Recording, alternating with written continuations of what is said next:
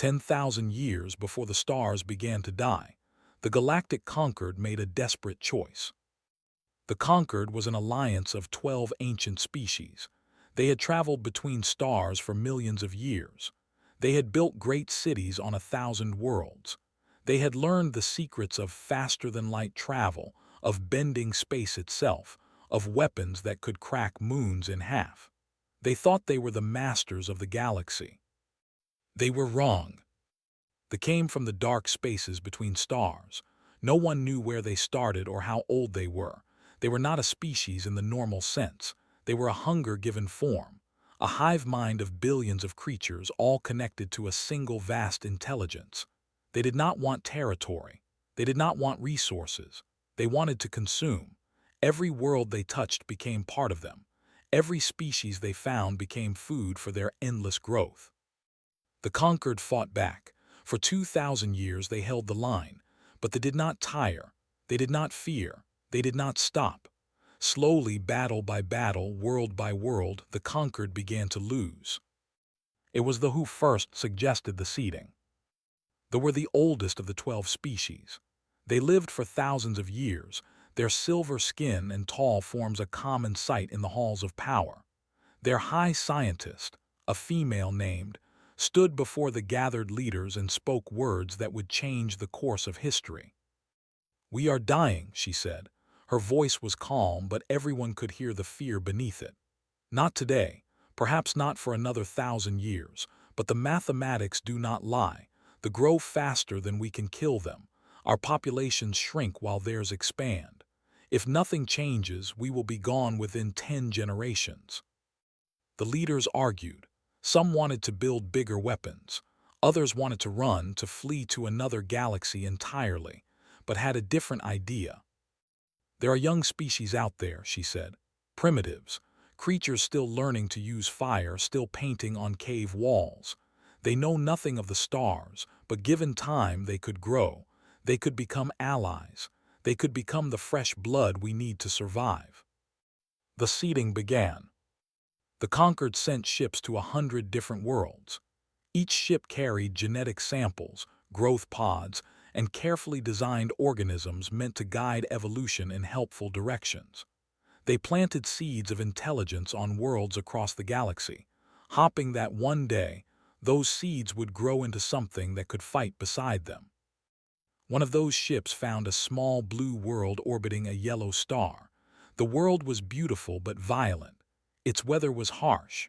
Its predators were many. Life there was a constant struggle for survival.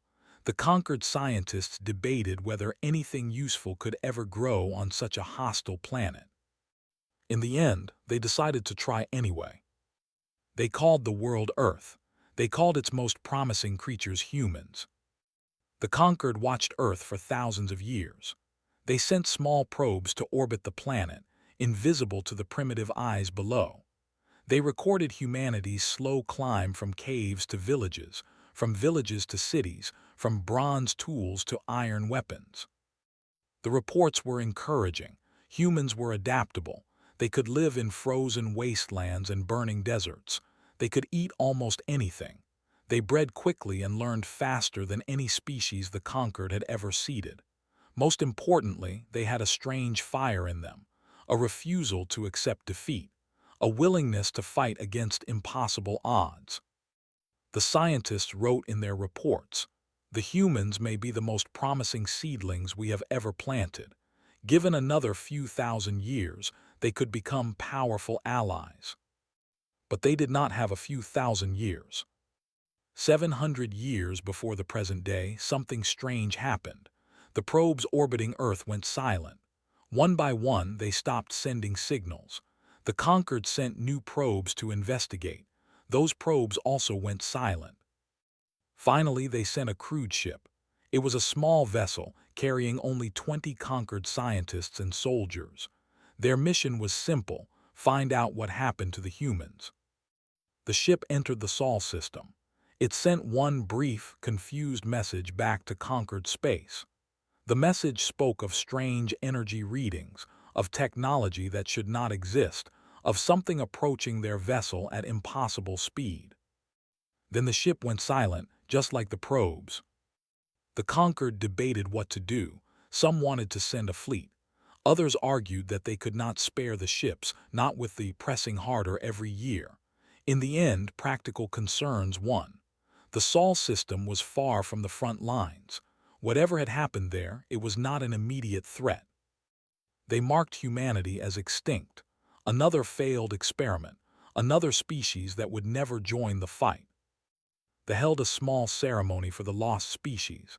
Now ancient even by standards, spoke a few words. "We had such hopes for them," she said. "Perhaps they grew too fast. Perhaps their own weapons destroyed them.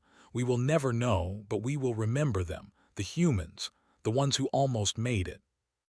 She died a century later, never knowing how wrong she had been.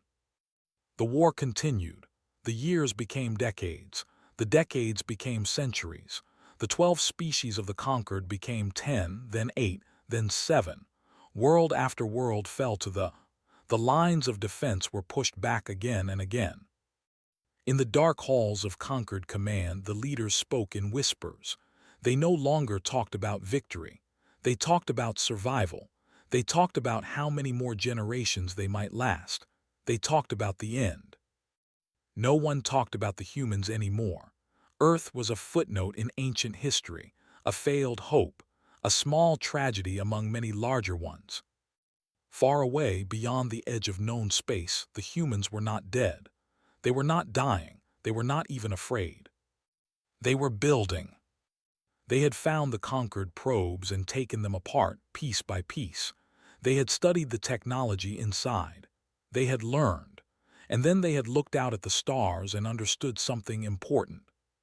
Something was coming, something hungry, something that had already found this galaxy and was slowly eating it alive. The humans made a choice. They would not wait to be discovered. They would not ask for help. They would not hope that someone else would solve the problem. They would hide, they would prepare, and when the time was right, they would fight. The conquered thought humanity was lost.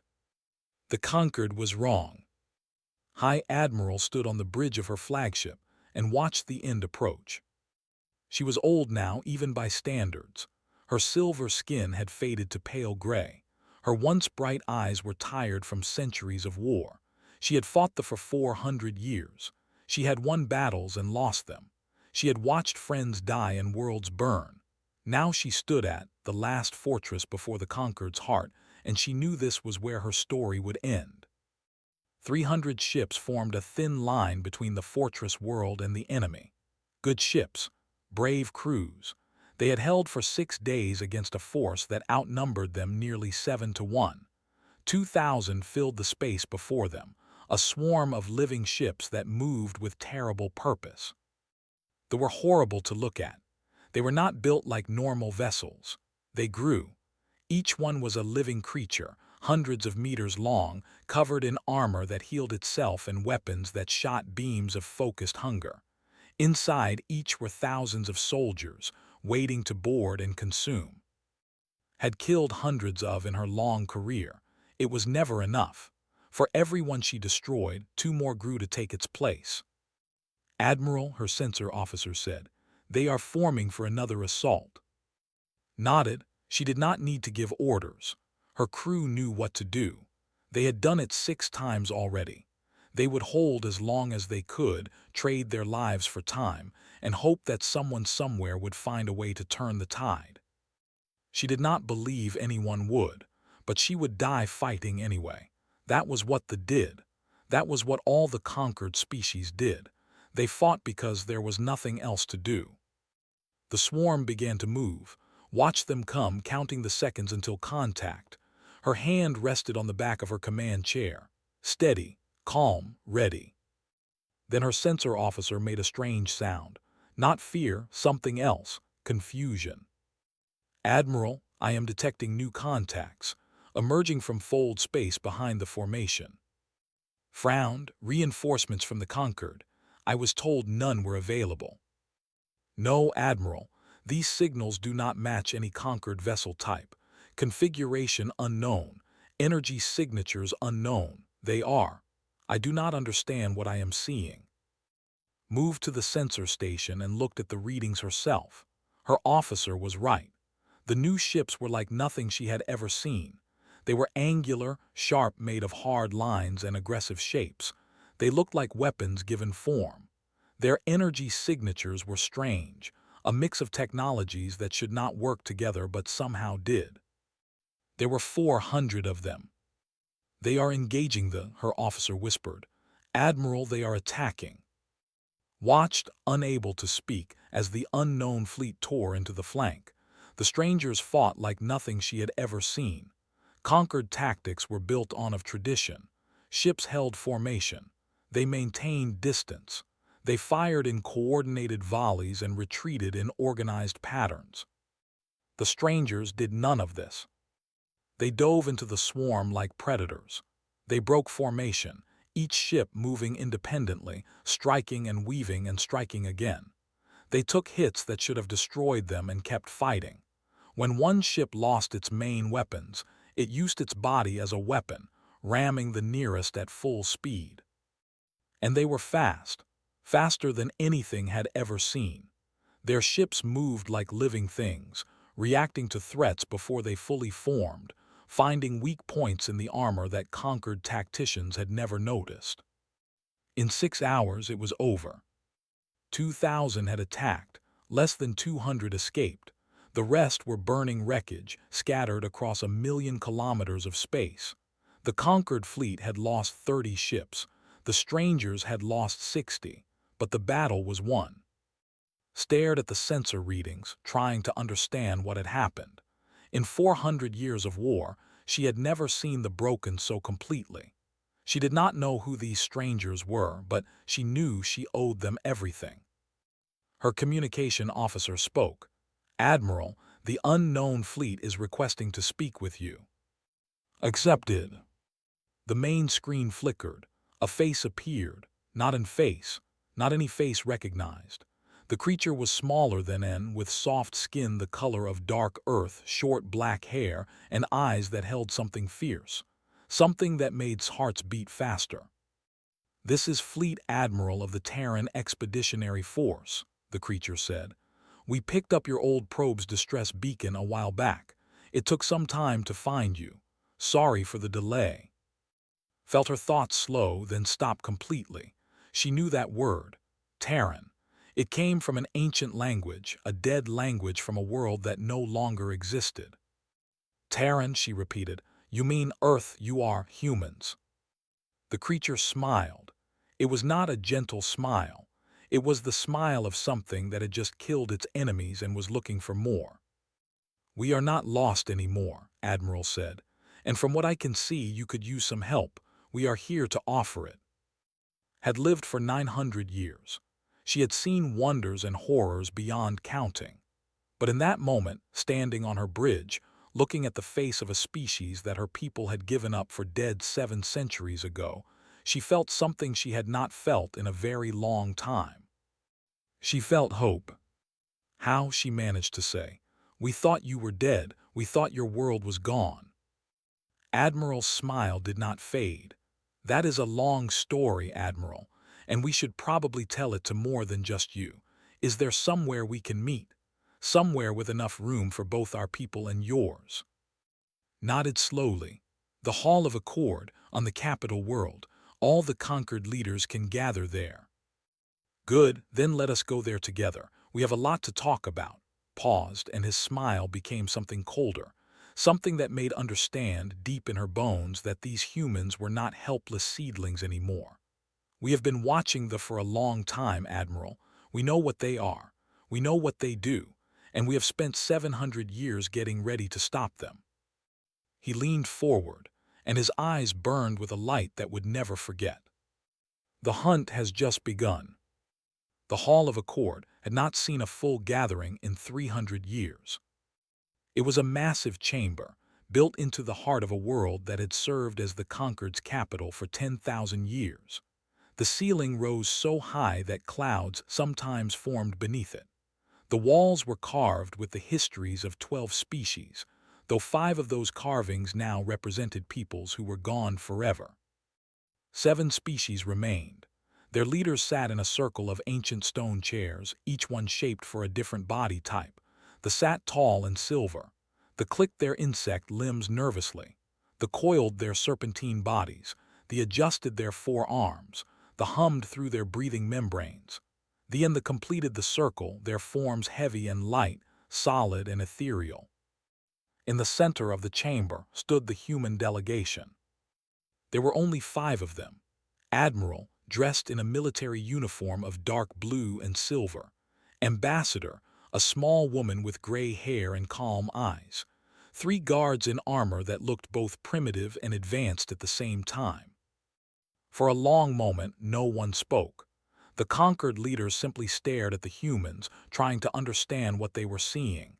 These were the seedlings, the primitives, the species that had been marked as dead 7 centuries ago. They did not look dead, they looked dangerous. High Coordinator, the current leader of and a distant descendant of herself, finally broke the silence. "We have many questions," she said. Her voice echoed through the vast chamber. "The most important one is simple. Where have you been?" Ambassador stepped forward. She moved without fear, without any sign that she was impressed or intimidated by the ancient chamber or the alien leaders surrounding her. "That is indeed a simple question," she said. "The answer is more complicated, but you deserve the truth, so I will give it to you." She clasped her hands behind her back and began to speak. 700 years ago, our scientists detected your observation probes. We had just begun to understand radio waves and were learning to listen to the sky. Your probes were not as hidden as you thought. We found their signals. We captured one. We took it apart. The delegate, an old philosopher named, made a clicking sound of surprise. "You captured our probe. That technology was far beyond your level of development." "It was," agreed. "But humans are good at learning. We are very good at learning, especially when we are afraid." She continued her story. "When we studied your probe, we found its records. We learned about the conquered. We learned about the seeding. We learned that you had planted us, guided our evolution, watched us grow, and we learned about The chamber went very quiet. "We saw the data your probe had gathered. We saw images of worlds that had been consumed, billions of creatures absorbed into the hive mind, entire civilizations gone in a matter of years, and we understood something that changed everything." His voice hardened. "We understood that we were in danger, not someday, not in a distant future, that we're out there right now eating the galaxy, and eventually they would find us." Admiral spoke next. His voice was deeper, harder, the voice of a man who had spent his life preparing for war. "We had 2 choices. We could announce ourselves to the galaxy and hope someone would protect us, or we could hide, grow strong, and protect ourselves." He smiled that cold smile again. "We chose the second option." High Coordinator leaned forward. "You went dark deliberately. You destroyed our probes. You hid from us." "Yes," said. "And we built stealth networks around our entire star system. We made ourselves invisible, and then we began to prepare." The humans had not wasted a single day. They reverse-engineered the conquered probe's technology. They built their own fold drives within a century. They began to expand, quietly, carefully, into systems far from conquered space. They called their hidden territory the Quiet Reach.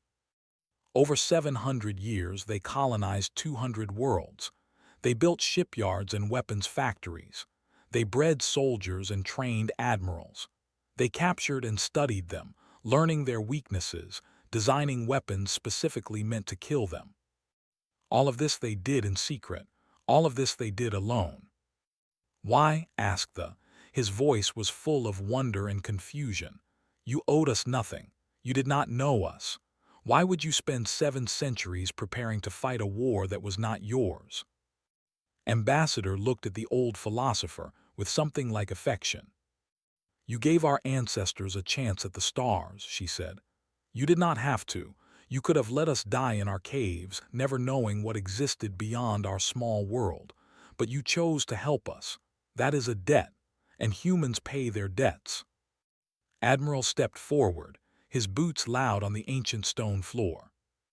"But there is another reason," he said, "a simpler one." He looked around the chamber, meeting the eyes of each alien leader in turn. "They are monsters. They consume everything they touch. They destroy without mercy, without thought, without end. And humans," he paused and his smile returned, "humans have always loved killing monsters." The delegate, a massive serpentine creature named, uncoiled slightly. "You say you have been preparing for 700 years, hissed. "You say you have built fleets and weapons. What exactly are you offering us?" Admiral turned to face the serpent directly. "Everything," he said. 4,000 warships, 50 million soldiers, technology you have never seen, tactics you have never tried, and something else, something more important." He pointed toward the distant ceiling, toward the stars hidden beyond. "We offer you hope, real hope, not the slow defeat you have been fighting for thousands of years, not a war of delays and retreats. We offer you victory." The chamber erupted in voices. Alien leaders spoke over each other, asking questions, demanding proof, expressing disbelief. But High Coordinator remained silent. She stared at the humans, at these strange creatures from a forgotten world, and she saw something in their eyes that she had not seen in any conquered species for a very long time. She saw certainty, she saw hunger, she saw the absolute conviction that they would win. And despite all logic, despite all the centuries of defeat, she believed them. "Tell us your plan," she said, and her voice cut through the noise like a blade. "Tell us how we are going to destroy the—" Admiral smiled. "I thought you would never ask." The conquered had fought for 10,000 years. They had developed strategies, written manuals, created traditions of warfare that stretched back to the beginning of their alliance. They believed they understood war. The humans taught them otherwise. Within 6 months of the alliance, everything changed. Human tacticians studied the conquered's battle records, every engagement from the past 1,000 years. They found patterns that the elder species had been too set in their ways to notice. They always turned left when flanked. There had weak points in the same locations every time. Their hive mind thought in specific ways that could be predicted and exploited. The conquered had been fighting the same enemy for and had never seen these things. Humans saw them in weeks. Human engineers worked with conquered shipyards to create new vessels, hybrid ships that combined the elegance of design with the brutal efficiency of human technology. These ships were faster, tougher, and hit harder than anything either species had built alone. But it was the human soldiers themselves that truly changed the war. The conquered species fought for different reasons. They fought to preserve their ancient civilization. They were careful, measured, unwilling to take risks that might cost irreplaceable lives. They fought because logic demanded it. They calculated acceptable losses and refused to exceed them. They fought for honor, following strict codes that sometimes prevented them from taking necessary actions. Humans fought because they wanted to win, and they were willing to do almost anything to achieve that goal. The first time a human marine unit volunteered for a mission that the conquered considered impossible, the commanders refused to approve it. The mission required landing on a controlled moon, fighting through 3 kilometers of tunnels filled with enemy soldiers, and destroying a breeding facility. The expected survival rate was less than 5%. The human colonel in charge of the unit looked at the general, with confusion in his eyes. 5% survival is better than 0% victory, he said. My people know the odds. They are asking to go anyway. Will you let them, or do we have to do this without your help? They approved the mission. The human Marines completed it. 1,200 soldiers went in.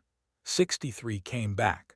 But the breeding facility was destroyed, and they lost their ability to replace losses on that front for months. When the survivors returned, the conquered expected them to be broken, traumatized, finished as soldiers.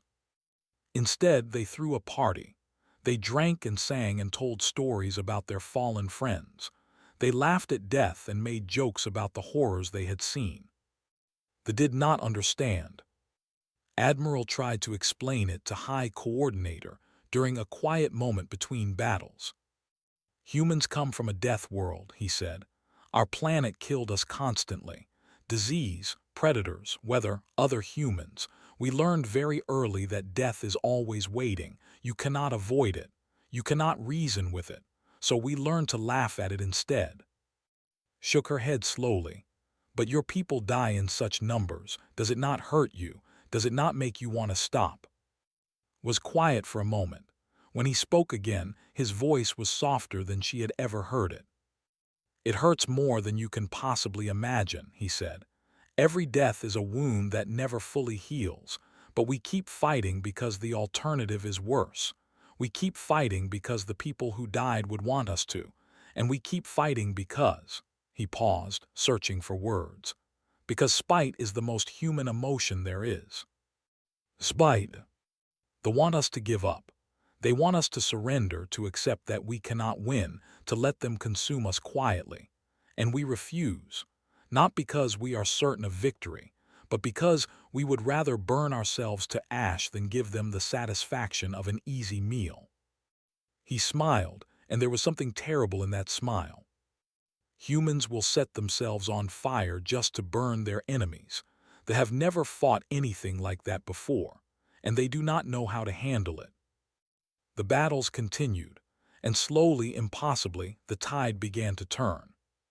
They retreated from 3 systems in a single month, then 5 more, then 12.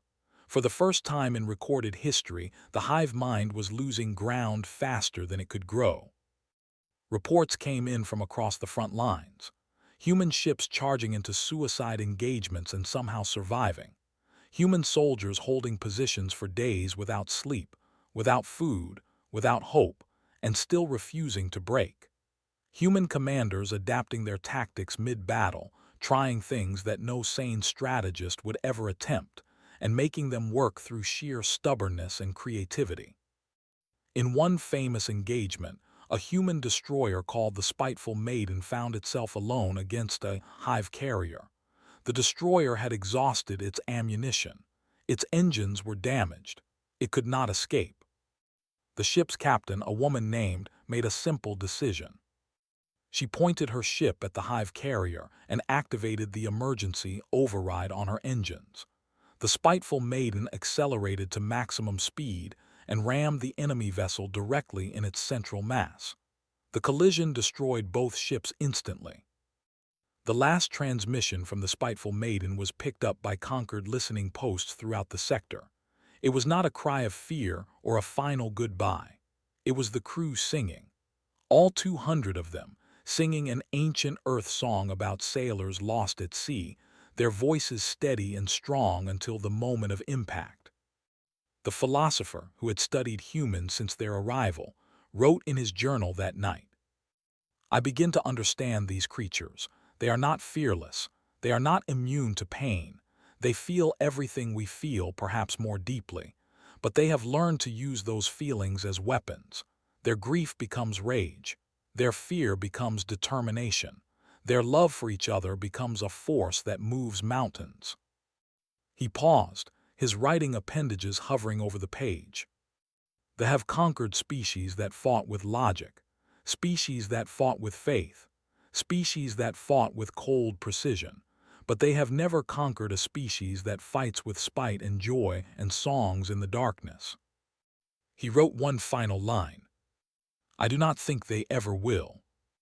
The war was not over. They were still vast, still powerful, still hungry. But for the first time in 10,000 years, the conquered was advancing. For the first time, the enemy was afraid. And at the heart of every battle, leading every charge, dying and killing and refusing to stop, were the humans. The children of Earth, the lost seedlings, the ones who should have died in their caves but instead had grown into something the galaxy had never seen before. They had come home to their family, and they were going to save it, no matter what it cost. Nexus Prime was the heart of the. It was not a planet in the normal sense. Once, millions of years ago, it might have been a world like any other. But they had changed it. They had covered its surface with living tissue, turned its mountains into breeding chambers, transformed its oceans into pools of genetic material. At its core sat the vast intelligence that connected every creature in the galaxy. Kill and the entire hive would die with it. For 10,000 years, the Conquered had dreamed of reaching Nexus Prime. They had never come close. The defenses were too strong, the distances too vast, the cost too high. Now, 2 years after the humans had returned, the combined fleet gathered at the edge of space. It was the largest armada ever assembled. 3,000 conquered vessels from all 7 remaining species. 4,000 human warships from the Quiet Reach. 7,000 ships in total, carrying millions of soldiers, ready for the final battle.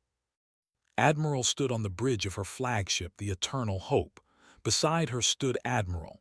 In the 2 years since they had met, they had become something like friends. An old warrior and a young hunter, bound together by war. "Are you afraid?" asked. Considered the question. "Yes," he said finally. "Only fools feel no fear before battle, but I am also excited. We have waited 700 years for this moment. My ancestors built our fleets for this day. My parents died knowing they would never see it. And now I am here." He looked at her, and she saw something in his eyes that she had come to recognize. That fierce human light. That refusal to accept any outcome except victory. "I am going to kill he said, "or I am going to die trying. Either way, this ends today." The battle began. 7,000 ships against a defense network that had turned back every attack they had prepared. They had seen the alliance coming and had pulled their forces back from across the galaxy. Tens of thousands of swarmed around Nexus Prime, a living shield of teeth and claws and hunger. The first hours were brutal. Ships died by the hundreds, conquered vessels and human vessels alike, torn apart by the sheer weight of numbers arrayed against them. Admiral watched his tactical display and saw hundreds of names blink out, each one representing a ship he had known, crews he had trained, people he had led. He did not flinch. He could not afford to flinch, not now. The alliance pushed forward. They paid in blood for every kilometer, but they kept moving. Human ships led the charge, absorbing fire that would have shattered conquered formations, buying time for the longer-ranged weapons to tear holes in the enemy lines.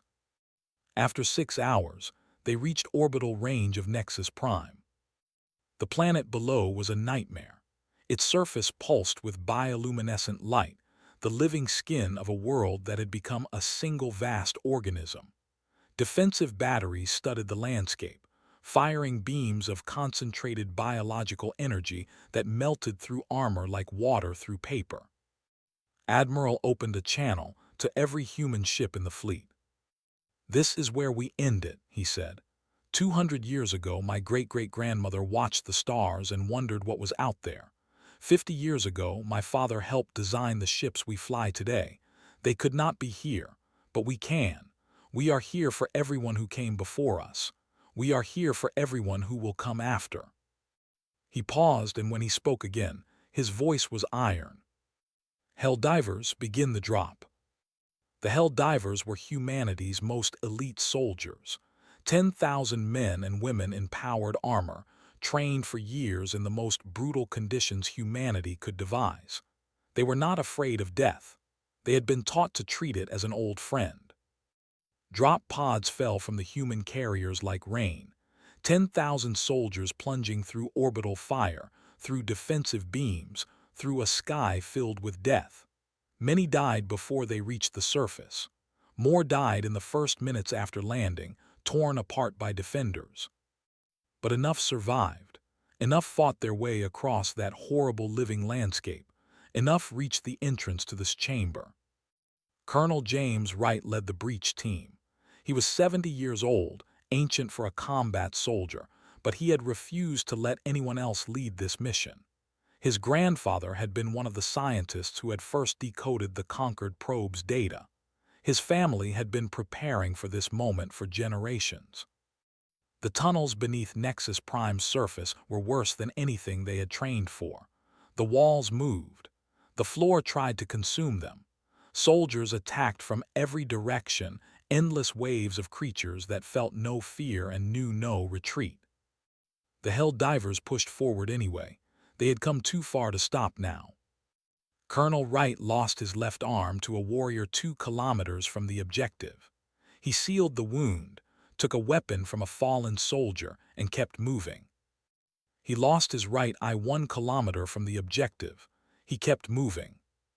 When he finally reached this chamber, only 37 soldiers remained from the original 10,000. They were wounded, exhausted, running on nothing but willpower and spite. It was enough. There was vast, a mass of neural tissue the size of a small mountain, connected to every creature in the galaxy. It felt them coming. It tried to stop them. It sent waves of psychic pressure that would have shattered any other species' minds. The humans felt the pressure. They screamed. They bled from their ears and noses, but they did not stop. Colonel Wright planted the quantum charges himself, his one remaining hand steady despite the pain that filled his body. For Earth, he whispered, for everyone. He pressed the detonation trigger. The explosion was visible from orbit, a flash of light that turned night into day across half the planet. The died instantly, and with it died every connected creature in the galaxy. Billions of organisms, suddenly cut off from the intelligence that gave them purpose, collapsed where they stood. The war was over. In the space above Nexus Prime, the surviving ships went quiet. Conquered and human alike, they simply stopped and stared at what they had done. 10,000 years of war ended in a single flash of light. Admiral felt tears running down her silver cheeks. She had fought for 400 years. She had watched her people die by the millions, and now it was finished. Admiral stood beside her, his face unreadable. "We did it," whispered. "We actually did it." Nodded slowly. Colonel Wright and his soldiers did it. They paid the price. His voice was rough. 37 soldiers destroyed an enemy that had consumed civilizations. Remember their names. "I will," said. "We all will forever." The celebration lasted for weeks. 7 species, dancing and singing together on 100 worlds. For the first time in memory, the galaxy was at peace.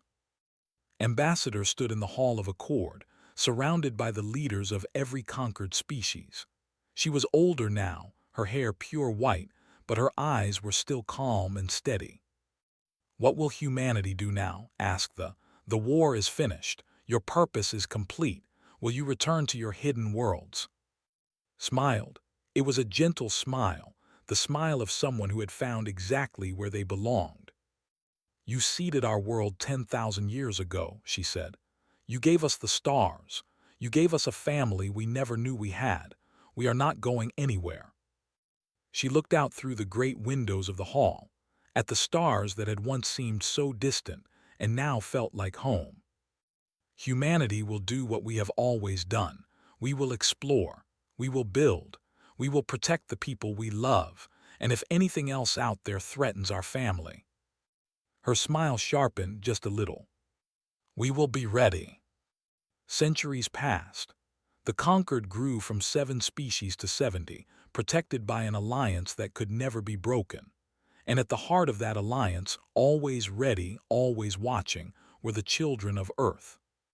They had been seeded as primitives. They had grown into legends.